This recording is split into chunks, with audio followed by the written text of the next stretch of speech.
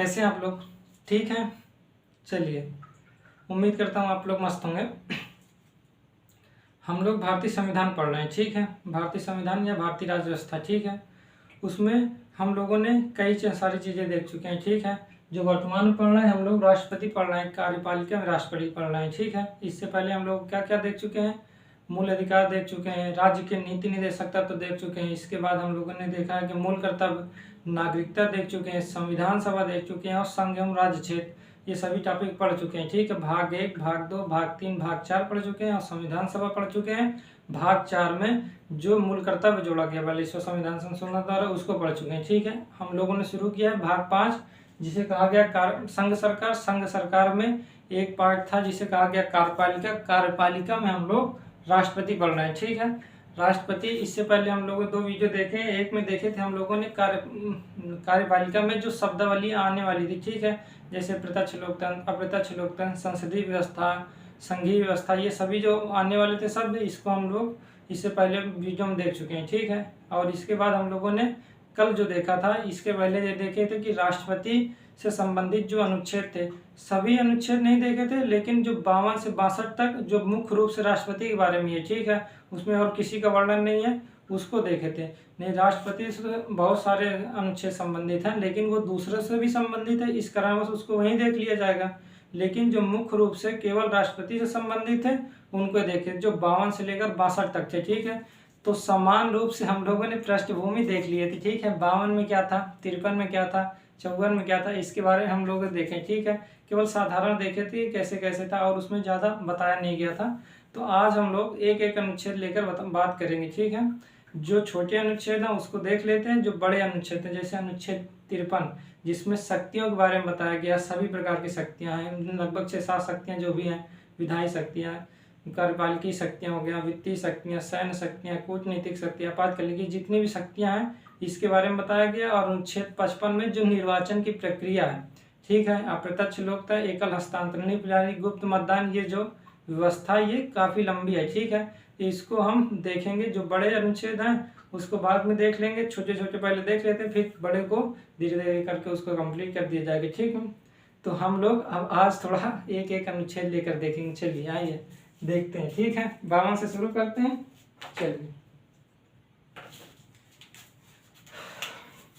अनुच्छेद 52 में क्या था, तुम कल थोड़ा सा देखे ही थे। अनुच्छेद 52, आर्टिकल 52 में क्या है, इसमें यही कहा गया कि भारत का क्या होगा, भारत का एक राष्ट्रपति होगा, ठीक है। भारत का क्या होगा, भारत में एक राष्ट्रपति के पद होगा, ठीक है। राष्ट्रपति होंगे भारत में, क्या होंगे, भारत में भारत का एक राष्ट्रपति होगा, ये कह दिया गया, ठीक है। समान रूप से यही कहा गया, भारत का एक क्या होगा, राष्ट्रपति होगा। दूसरा, यही प्रथम नागरिक होगा, भारत का क्या होगा, प्रथम नागरिक। राष्ट्रपति क्या होता है, भारत का प्रथम नागरिक भी तो होता है।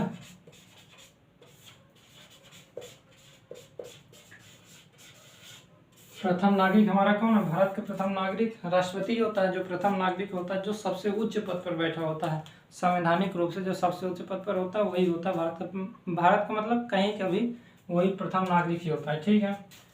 इसमें अगर मान लेते हैं, तीसरा क्या, भारत का अध्यक्ष होगा, ठीक है। भारत का क्या होगा, भारतीय संघ का अध्यक्ष होगा, ठीक है। भारतीय संघ कहिए, भारत का कहिए, भारतीय संघ, भारतीय संघ क्या होगा, अध्यक्ष होगा। तो अगर इसमें एक पॉइंट और वो हम बात करें, तो भारतीय संघ के अध्यक्ष के साथ साथ एकता, अखंडता, चूंकि अखंडता उस समय नहीं था, अखंडता तो बाद में जोड़ा गया। एकता अखंडता का क्या होगा, प्रतीक होगा। अखंडता तो बाद में जोड़ा गया था, ठीक है, प्रतीक। जब हम प्रस्तावना देखेंगे तब देखेंगे ये सब, आप बिल्कुल परेशान मत रहिएगा। एकता अखंडता का क्या होगा, प्रतीक होगा। वो कौन होगा, हमारा भारत का राष्ट्रपति होंगे, ठीक है। इस समय कौन है, श्री रामनाथ कोविंद जी हैं, ठीक है। तो जो है उसको लिख दीजिएगा। तो अनुच्छेद 52 में केवल इतना ही कहा गया कि भारत का एक राष्ट्रपति होगा, यही राष्ट्रपति को ये कह सकते हैं, भारत का एक राष्ट्रपति होगा, ये कहा गया है। जैसे इसमें कहा गया था 151 में, जब वहाँ पढ़ेंगे ठीक है, तो वहाँ भी जब राज्यपाल पढ़ेंगे तो राज्य का एक राज्यपाल होगा, ठीक है। 151 से ले जैसे बाद 151 तक तो संघ सरकार है, जैसे 152 में जाएंगे वहाँ से संघ राज्यपाल ही शुरू है, ठीक है। तो वहाँ भी कह दिया गया यही चीज़, वहाँ पर इसको पढ़ लेंगे तो जैसे ही हम संघ सरकार पढ़ेंगे सेम टू सेम वैसे ही थोड़ा बहुत अंतर है, एकदम थोड़ा बहुत ही अंतर है, ठीक है। केवल राज्य सरकार में वही पर क्या होगा, यही शक्तियाँ हस्तांतरित होंगी, मतलब हस्तांतरित का मतलब यही शक्तियाँ ही होंगी, ठीक है। जो चीज़ यहाँ होगा वही वहाँ होगा, तो वहाँ बहुत सरल हो जाएगा, ठीक है। तो इतनी बातें अनुच्छेद 52 में ये केवल कही गई। अनुच्छेद 52 में राष्ट्रपति के बारे में कहा गया, राष्ट्रपति ये सभी चीज़ होता है, ठीक है, कोई परेशानी तो नहीं। चलिए रफ करें, चलिए अब क्या शुरू करना है, अनुच्छेद 53। अच्छा, अनुच्छेद 53 तो देखिए, अनुच्छेद 53 में शक्तियों के बारे में कहा गया है, ठीक है। अनुच्छेद 53 में मुख्य रूप से कहा गया है कि राष्ट्रपति अपनी शक्तियों का प्रयोग स्वयं या अपने अधीनस्थ अधिकारियों के माध्यम से कर सकता है, ये चीज कह दिया गया है। लेकिन अनुच्छेद 74 में उसके सेकेंड पार्ट में ये कह दिया गया है कि जो राष्ट्रपति होगा अपनी शक्तियों का प्रयोग करेगा, लेकिन वो शक्तियों का प्रयोग वो मंत्रिपरिषद की सलाह से करेगा। ये 42वां संविधान संशोधन द्वारा जोड़ा गया। जब हम मंत्रिपरिषद पढ़ेंगे तो वहाँ पास इसको देखेंगे। लेकिन इस अनुच्छेद 53 में शक्तियाँ कही गई हैं, शक्तियाँ जितनी भी शक्तियाँ होंगी चूंकि मंत्रिपरिषद के सलाह पर कार्य करेगा, इस कारण से राष्ट्रपति की जितनी भी शक्तियाँ होंगी वो किसकी शक्तियाँ वास्तविक होगी, वो मंत्रिपरिषद की होंगी, क्योंकि मंत्रिपरिषद की सलाह पर ही राष्ट्रपति कार्य करता है। तो राष्ट्रपति की जितनी शक्तियाँ होंगी वही किसकी शक्ति हो जाएंगी, मंत्रिपरिषद की, प्रधानमंत्री जो भी है, ठीक है, उनकी शक्ति हो जाएगी। तो अनुच्छेद 53 में हम शक्तियां देखेंगे, क्योंकि शक्तियां बहुत सारी हैं, ठीक है, तो इसलिए ये बहुत बड़ा वीडियो इसमें नहीं बताएंगे, उसको अलग से ही शुरू करेंगे। अनुच्छेद 53 और अनुच्छेद 55 अच्छे से बताया जाएगा, आप परेशान मत रहिए। इसके बाद वो दोनों छोड़ के और जितने हैं उसको देखते हैं। क्या बचा है, अनुच्छेद 53 अगर छोड़ दें तो अनुच्छेद हमारा 54 बचा है। इसमें निर्वाचक मंडल है, ठीक है, राष्ट्रपति का निर्वाचक मंडल, राष्ट्रपति का निर्वाचक मंडल, मंडल ऐसे लिखे चाहे ऐसे लिखे, दोनों सही है, ठीक है। तो राष्ट्रपति का निर्वाचक मंडल, ठीक। तो निर्वाचक मंडल में मतलब यही होता है कि निर्वाचन में कौन कौन भागीदार होंगे, ठीक है। चूंकि राष्ट्रपति का निर्वाचन अप्रत्यक्ष है, अभी अनुच्छेद 55 जब देखेंगे, आज नहीं देखेंगे लेकिन बाद में जब देखेंगे, तो अनुच्छेद 55 में यह कहा गया कि राष्ट्रपति का निर्वाचन अप्रत्यक्ष रूप से होगा। अप्रत्यक्ष का ही मतलब होता है कि जनता सीधे भागीदारी नहीं करती, बल्कि जनता की तरफ से कुछ लोग भागीदार होते हैं, ठीक है। जनता ही मतलब जनता की ओर से ही भागीदार होते हैं, लेकिन जनता स्वयं प्रत्यक्ष रूप से नहीं होती। जैसे प्रधानमंत्री को भी हम अप्रत्यक्ष रूप से सुनते हैं, लेकिन विधानसभा के सदस्य या लोकसभा के जो सदस्य चुने जाते हैं वो मुख्य रूप से प्रत्यक्ष होता है, उनका जो चुनाव होता है वो प्रत्यक्ष होता है। प्रधानमंत्री भी अप्रत्यक्ष रूप से ही चुने जाते हैं, लेकिन वो जो लोकसभा के सदस्य के रूप में होंगे तो वो मतलब वो भी प्रत्यक्ष रूप से, अगर वो कहीं किसी विधानसभा क्षेत्र से खड़े होंगे तो प्रत्यक्ष रूप से होंगे, लेकिन वो सब मिलकर जो चुनते हैं प्रधानमंत्री को वो अप्रत्यक्ष होता है, ठीक है। लेकिन अगर वो मान लेते हैं जैसे नरेंद्र मोदी जी बनारस से खड़े, तो बनारस से खड़े तो ये प्रत्यक्ष द्वारा इनको चुना गया, वो एक सांसद के रूप में चुने गए, प्रधानमंत्री के रूप से नहीं चुने गए, सांसद के रूप से चुने गए। फिर बाकी लोकसभा में जिस पार्टी की सरकार मतलब बहुमत में आती है वो अपना नेता चुनता है, वही प्रधानमंत्री कहलाता है। अभी हम जब मंत्रिपरिषद देखेंगे तो वहाँ देखेंगे, आप परेशान बिल्कुल नहीं होते, ठीक है। तो राष्ट्रपति के निर्वाचक मंडल, राष्ट्रपति को कौन कौन चुनते हैं, अप्रत्यक्ष होता है, इसका मतलब जनता नहीं चुनेगी तो कोई और चुनेगा, तो कौन कौन चुनेंगे उसके बारे में बताया गया, ठीक है। तो करें क्या, देखिए, संसद के निर्वाचित सदस्य,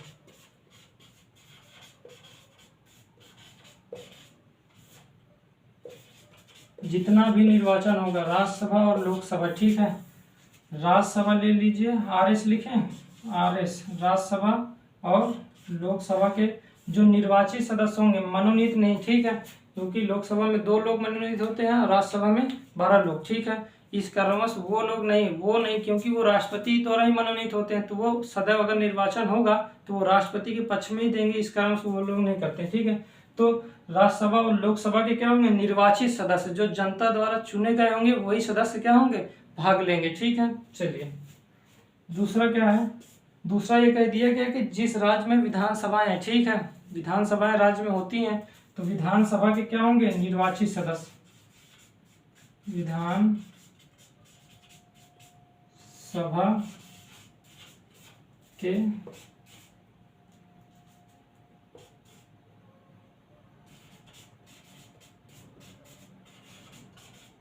निर्वाचित क्या होंगे, सदस्य इसमें भाग लेंगे, ठीक है।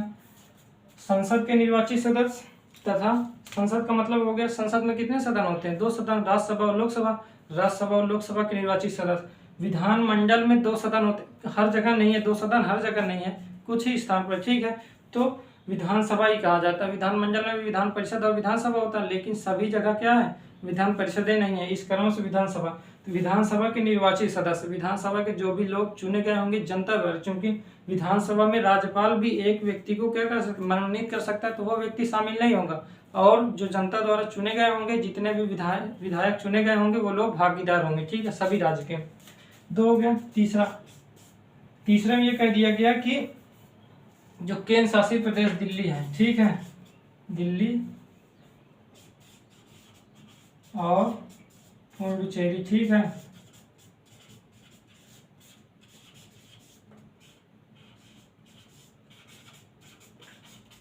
चेरी के विधानसभा के क्या होंगे, निर्वाचित सदस्य होंगे। विधानसभा के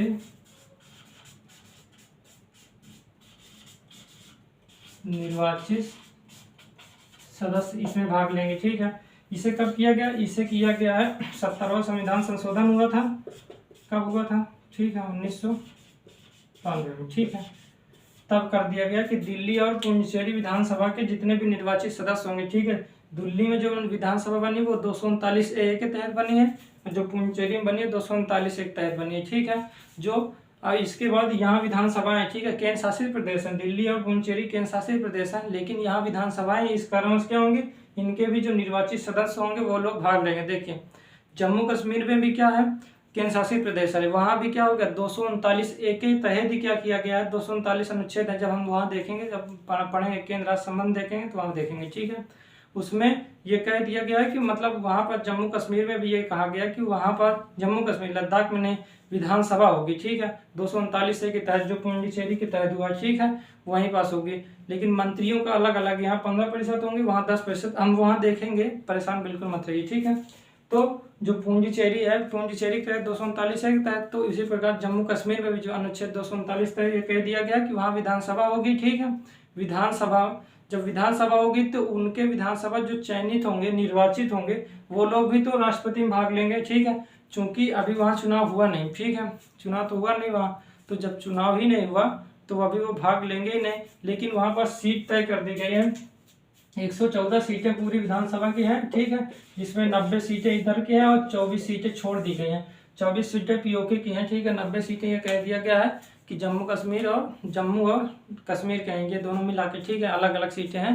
लेकिन इसमें 114 सीटें कर दी गई, तो पहले अलग सीटें थी, 111 सीटें थी, फिर इसके बाद इसमें जब अभी ये नया हुआ तब किया गया, ठीक है। तो इसमें अभी तो वहाँ चुनाव हुआ नहीं, जब चुनाव ही नहीं हुआ तो वहाँ के लोग अभी भागीदार नहीं होंगे, लेकिन होंगे तो है ही, क्योंकि जब दिल्ली और पुडुचेरी विधानसभा के निर्वाचित 70वां संविधान संशोधन हुआ तब वहाँ की विधानसभा भी शामिल होगी, क्योंकि राष्ट्रपति के चुनाव अभी जुलाई में होगा ही, ठीक है। जब जुलाई में होता ही है तो क्या होगा, जुलाई में होता है, उससे पहले अगर नहीं हुआ तो इसके बाद अगर जब भी होगा तो वो लोग शामिल होंगे, संशोधन होगा, शामिल हो जाएंगे, ठीक है। तो आप परेशान मत रहिए, जैसे ही शामिल होंगे हम फिर से वीडियो इसके बारे में बता दिए जाएगा कि कैसे शामिल होगा, ये सब कुछ बताया जाएगा, ठीक है। तो इसमें अभी मुख्य रूप से कौन कौन शामिल है, ये संसद के निर्वाचित सदस्य, संसद मतलब राज्यसभा लोकसभा दोनों के निर्वाचित सदस्य होंगे, विधानसभा के निर्वाचित सदस्य होंगे, तथा 70वां संविधान संशोधन किया गया जिसमें दिल्ली और पुडुचेरी के विधानसभा निर्वाचित सदस्य होंगे। चूंकि अभी जम्मू कश्मीर में भी केंद्र शासित प्रदेश है, वहाँ के भी निर्वाचित सदस्य होंगे, ठीक है, लेकिन अभी वो निर्वाचन हुआ नहीं तो अभी शामिल भी नहीं हुए, ठीक है। शामिल का मतलब अभी चुनाव भी राष्ट्रपति नहीं, लेकिन राष्ट्रपति का चुनाव होना है, चूंकि वहाँ भी विधानसभा बनी है, लेकिन निर्वाचन नहीं हुआ, मतलब वहाँ भी चुनाव ही नहीं हुआ, तो इसका मतलब वो अभी शामिल नहीं होंगे। तो मुख्य रूप से अनुच्छेद 54 में इतने लोग शामिल होंगे, ठीक है, रफ कर दें।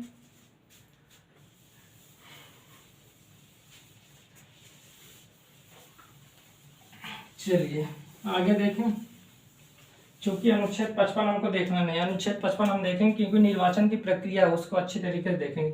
अब बचा हमारा अनुच्छेद 56। 56 में क्या कहा गया है? पदावधि के बारे में बताई गई है ना, कि कितने वर्ष तक रहेंगे। तो समान रूप से ये कह दिया गया कि 5 वर्ष तक ये अपने पद पर बने रहेंगे। 5 वर्ष तक ये क्या होंगे? अपने पद पर 5 वर्ष तक ये बने रहेंगे। इसके बाद क्या होगा? वो फिर से निर्वाचन होगा। जैसे ही 5 वर्ष पूरा होगा वो फिर से निर्वाचित होंगे। ठीक है, 5 वर्ष पहले भी वो त्याग पत्र दे सकते हैं, अगर चाहें तो वो त्याग पत्र देंगे, उपराष्ट्रपति को देंगे। ठीक है, उपराष्ट्रपति को त्याग पत्र दे देंगे। अब पदावधि 5 वर्ष है, उससे पहले समय पूरा होने से पहले भी वो चाहे तो त्याग पत्र दे सकते हैं या उनको हटाया भी जा सकता है। अभी अनुच्छेद 61 देखेंगे तो महाभियोग के द्वारा उनको हटाया भी जा सकता है, लेकिन उनकी पदावधि 5 वर्ष के लिए है। ठीक है, कोई परेशानी तो नहीं? टफ कर दें।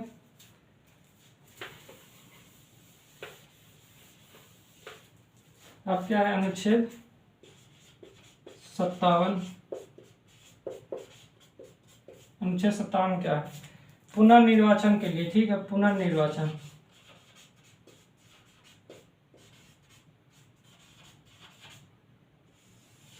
पुनर्निर्वाचन क्या राष्ट्रपति दोबारा चुने जा सकते हैं? तो ये है कि हाँ, पुनर्निर्वाचित हो सकते हैं। ठीक है, पुनर्निर्वाचित क्या हो सकते हैं? निर्वाचित हो सकते हैं।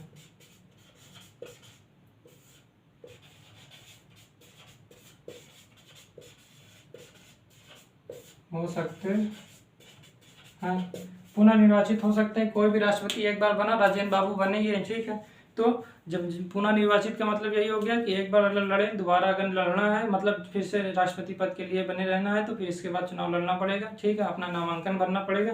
जैसे नामांकन होगा तो वो हो जाएंगे। तो अनुच्छेद 57 पुनर्निर्वाचन हेतु पात्रता के बारे में बता दिया गया कि हाँ, पुनर्निर्वाचित हो सकते हैं। अमेरिका में ऐसा नहीं है। अमेरिका में 2 ही बार कोई भी राष्ट्रपति बनेगा तो वो 2 ही बार बनेगा। ठीक है, 2 बार, एक टर्म होगा, 2 टर्म, तीसरी बार वो नहीं कर सकते। ठीक है, तो रफ कर दें, इतना ही कहा गया अनुच्छेद 57 में।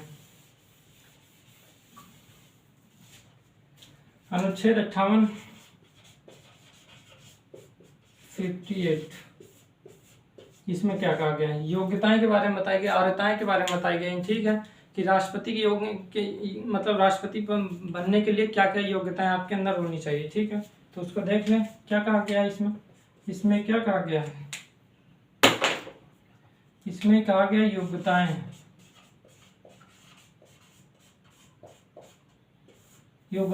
इसमें क्या कहा गया कि पहला, भारत का नागरिक। ये तो सभी में लिखना है, भारत का नागरिक होना चाहिए। ये चीज कंठस्थ कर लीजिए। ठीक है, कि भारत का नागरिक होगा। ठीक है, प्रधानमंत्री, राष्ट्रपति, उपराष्ट्रपति कुछ भी बनना हो, भारत का नागरिक होना चाहिए।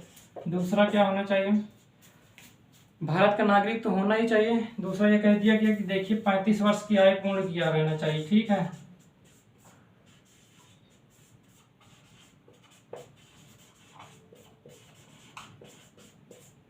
पैंतीस वर्ष की आयु पूर्ण किया हो। अगर आप राष्ट्रपति बनना है तो आपको 35 वर्ष का होना चाहिए, तभी आप राष्ट्रपति के लिए नामांकन कर सकते हैं। ठीक है, और जो तीसरा है, तीसरा कह दिया गया लोकसभा का सदस्य होने की योग्यता होनी चाहिए। ठीक है, होने की योग्यता होनी चाहिए। ठीक है, जिस प्रकार जो सांसद जाते हैं, ठीक है, लोकसभा में, उनकी जो योग्यता होती है वो राष्ट्रपति के अंदर भी होगी, तो वो क्या होंगे? वो राष्ट्रपति बनने के लिए क्या होंगे? पात्र होंगे। ठीक है, कोई परेशानी तो नहीं। ये 3 चीज याद कर लीजिए। भारत का नागरिक 35 वर्ष की आयु पूर्ण कर लिए, लोकसभा का सदस्य होने की योग्यता रखता हो। ठीक है, रफ करें, कोई परेशानी तो नहीं है? चलिए लिख लीजिएगा।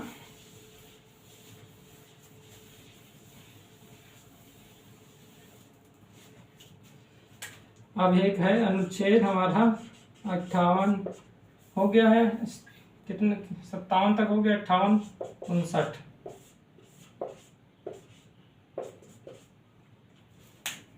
में क्या कहा गया? इसमें शर्तें के बारे में बताई गई। राष्ट्रपति के लिए कुछ शर्तें लागू हैं। ठीक है, उसमें कौन कौन सी है? उसके राष्ट्रपति की मतलब शर्त है कुछ, कि राष्ट्रपति बनने के लिए ये शर्त उन पर लागू होगी। ठीक है, राष्ट्रपति बनने के लिए हो सकता है या राष्ट्रपति के बाद भी कुछ शर्तें हैं। ठीक है, जैसे राष्ट्रपति को सब कुछ आवास फ्री दिया जाएगा, कार फ्री दी जाएगी, पेंशन दिया जाएगा, ये दिया जाएगा, जितने भी सुविधाएं दी जाती है, कार, चिकित्सा, घूमने के लिए जो भी सब कुछ दिया जाता है, वो सभी चीज़ के बारे में बताया गया है।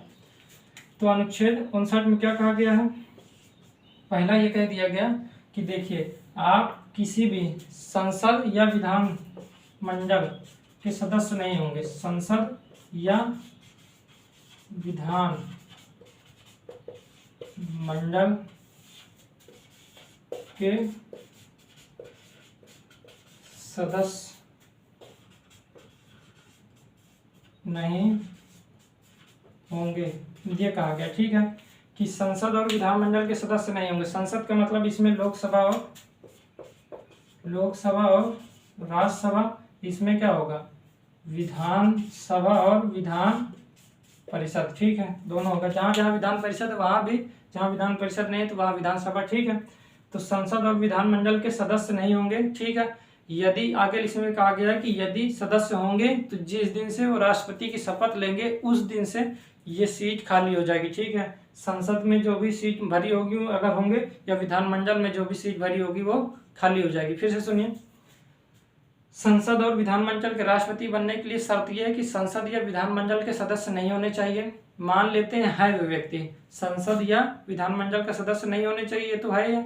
अगर इसके बावजूद यदि वो संसद या विधानमंडल का सदस्य है तो जिस दिन से वो राष्ट्रपति की शपथ लेगा, ठीक है, उस दिन से वो कह दिया जाएगा कि ये सीट उनकी खाली हो गई। ठीक है, वो चाहे संसद की हो या विधानमंडल की, कहीं की भी होगी, वो सीट खाली हो जाएगी। वो केवल राष्ट्रपति के पद पर बने रहेंगे और कहीं के नहीं रहेंगे। ठीक है, और दूसरा क्या कर दिया, देखें इसमें यह कह दिया गया, संघ सरकार, राज्य सरकार या स्थानीय प्राधिकरण के अंतर्गत किसी भी लाभ के पद पर नहीं होंगे। किसी भी पद पर हम नहीं बने रह सकते। ठीक है, जिससे लाभ प्राप्त हो रहा, वो कौन कौन कह दिया गया? संघ सरकार,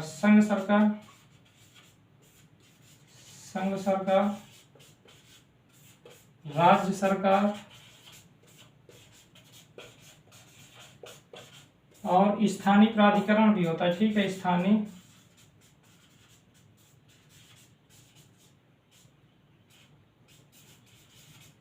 प्राधिकरण या स्थानीय प्राधिकरण का हो जाए या सार्वजनिक प्राधिकरण। सार्वजनिक प्राधिकरण का मतलब यही होता है जो सरकारी है। ठीक है, तो संघ सरकार, राज्य सरकार और स्थानीय प्राधिकरण के किसी भी लाभ के पद पर नहीं होंगे। ठीक है, लाभ के पद पर क्या होंगे? पद पर नहीं होंगे, नहीं होना चाहिए। ठीक है, अगर होंगे तो वो पात्र नहीं होंगे। ठीक है, उनको पहले ये सारे पद छोड़ने पड़ेंगे, तब वो क्या कर सकते हैं, तब वो राष्ट्रपति के लिए योग्य हो सकते हैं। तब ये शर्त है कि आप किसी भी लाभ के पद पर न, संघ सरकार, राज्य सरकार या स्थानीय प्राधिकरण या सार्वजनिक प्राधिकरण भी हो सकता है। ठीक है, कि लाभ के पद पर नहीं होना चाहिए। कोई परेशानी तो नहीं है। स्थानीय प्राधिकरण नहीं होगा तो सार्वजनिक प्राधिकरण होगा। ठीक है, सार्वजनिक प्राधिकरण तो उनमें किसी भी लाभ धारण नहीं कर रहे कि उस पर भी बनकर आप लाभ प्राप्त कर रहे हैं। ठीक है, उस पद पर भी बन रहकर लाभ प्राप्त कर रहे हैं, राष्ट्रपति बन जाए ऐसा नहीं है। इसको त्यागना पड़ेगा तब राष्ट्रपति बनेंगे। इस प्रकार है कि वो लाभ के पद पर बने रहेंगे, मतलब ये लाभ के पद पर नहीं होंगे तभी बन सकते हैं। इसी प्रकार संसद और विधानमंडल के सदस्य होंगे तो नहीं बन सकते हैं, लेकिन उस दिन से उनकी सीट ये खाली हो जाएगी। ठीक है, लाभ का पद कौन कौन नहीं होते? जैसे राष्ट्रपति लाभ का पद नहीं होता, इसको लिख लीजिएगा, राष्ट्रपति लाभ का पद नहीं होता। उपराष्ट्रपति भी लाभ का पद नहीं होता। संघ एवं राज्य के जितने भी मंत्री होंगे वो लाभ के पद नहीं माने जाते। ठीक है, चूंकि इनको लड़ना ही होता है, इस कारण से इनको लाभ के पद पर नहीं रखा गया है। तो राष्ट्रपति, उपराष्ट्रपति और संघ एवं राज्य के जो मंत्री होंगे वो लाभ के पद पर नहीं होंगे। ठीक है, वो मतलब रहेंगे लेकिन उनको माना नहीं जाएगा, वो अपने पद पर बने रहेंगे। जैसे एक राष्ट्रपति 5 वर्ष पूरा किया करके हटेगा, लेकिन उससे पहले वो बना रहेगा। अगर वो फिर से राष्ट्रपति बनना है तो नामांकन कर सकता है, क्योंकि वो एक पद पर बना है, क्योंकि राष्ट्रपति के पद पर बना है, इस कारण से वो फिर भी नामांकन कर सकता है, क्योंकि राष्ट्रपति को लाभ का पद नहीं माना गया। इसी प्रकार मंत्री कोई होगा, कोई भी मंत्री राष्ट्रपति बनना चाहता है तो मंत्री रहते हुए भी राष्ट्रपति का नामांकन कर सकता है, लेकिन उस व्यक्ति को क्या होगा, ऐसा नहीं है कि उसे लाभ का पद पर माना जाएगा, क्योंकि एक पद पर बना है लेकिन उसे लाभ का पद नहीं माना जाएगा, इसलिए वो नामांकन कर सकता है। तो कुछ लोग जैसे राष्ट्रपति, उपराष्ट्रपति और राज्य एवं संघ सरकार के जितने भी मंत्री होंगे इनको लाभ के पद पर नहीं रखा गया है। ये अपने पद पर बने रहते हुए भी राष्ट्रपति का नामांकन कर सकते हैं, जीत सकते हैं और उस पद पर जा सकते हैं। जब उस पद पर वो चले ही जाएंगे तब वो अपना पद तो वैसे भी छोड़ेंगे ही, क्योंकि 2 पद पर बने रहना असंभव है। ठीक है, तो ये थी हमारी शर्तें। यदि इसको रफ करें, इसमें और कुछ बातें बतानी है, रफ कर दें, इसको लिख लीजिएगा, इसमें थोड़ा और कुछ बात बताते हैं, इतना लिख लीजिएगा, ठीक है।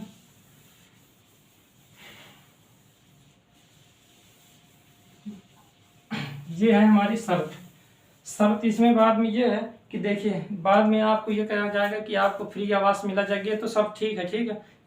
इसी में अगर लिखना चाहें ऐसे जाए, वो तो जानने के लिए कहीं आना होना है नहीं, केवल जानने के लिए ये है कि इनको फ्री आवास मिलता है, ठीक है, एक आवास फ्री मिल जाएगा आपको। बाहर घूमने के लिए भी इनको सब चीज़ पैसा मिलता रहता है। इनकी मंथली पेमेंट तो रहती है।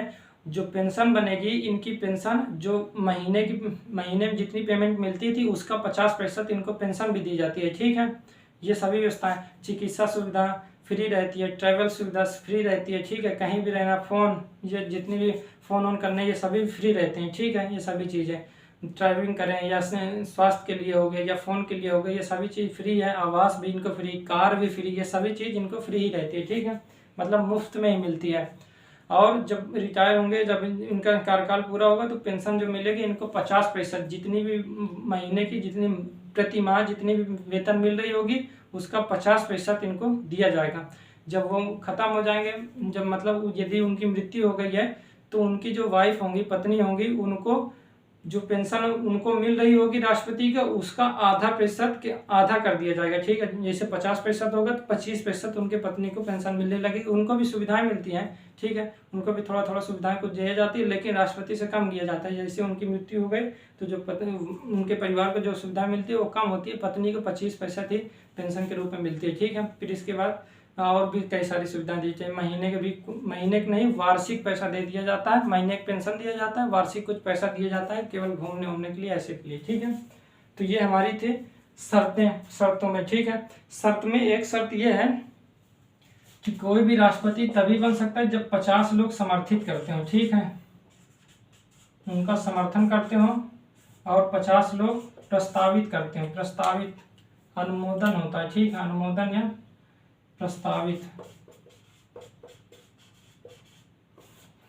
50 लोग क्या करते हो, इसको हम अच्छी तरीके से देखेंगे, किसमें, अनुच्छेद 55 में देखेंगे, जब पढ़ेंगे अप्रत्यक्ष प्रणाली, उसमें देखेंगे। 1952 में क्या बना था, राष्ट्रपति चुनाव अधिनियम आया था, ठीक है। उसमें ये कह दिया गया था, पहले नहीं था, पहले उसमें 2-2 ही था, फिर 10-10 हुआ, फिर बाद में 50-50 किया गया, ठीक है। 1997 में इसे कब किया गया, 1997 में इसको किया गया, ठीक है। 50 लोग प्रस्तावित, 50 समर्थित, इसका मतलब पहले जान लेते हैं, फिर इसको बताते हैं कैसे क्या आया। 50 समर्थित, 50 अनुमोदित और 50 प्रस्तावित। अनुमोदन में प्रस्तावित भी हो सकता है और समर्थित हो सकता है। तो जैसे कोई राष्ट्रपति बनना चाहता है तो संसद के जो भी सदस्य होंगे, ठीक है, उन संसद या जितने भी उनके वोटर्स होंगे, ठीक है, वोटर्स जितने भी होते हैं, ठीक है, 4120 जो भी सांसद है, मतलब जो विधायक हैं, और जो 776 जो हमारे सांसद है, मतलब अभी हैं। अभी तो जम्मू कश्मीर टूटा है, जम्मू कश्मीर टूटे वहाँ भी, लेकिन लोकसभा की सीटें 5 हैं, राज्यसभा की सीटें 4 हैं। तो बाद में अभी ये पुराना डेटा है, जैसे ही वहाँ पास चुनाव होंगे तब सब नया हो जाएगा। इसको हम देखेंगे भी, जैसे ही नया होगा तो हम सब देख लेंगे, ठीक है। 50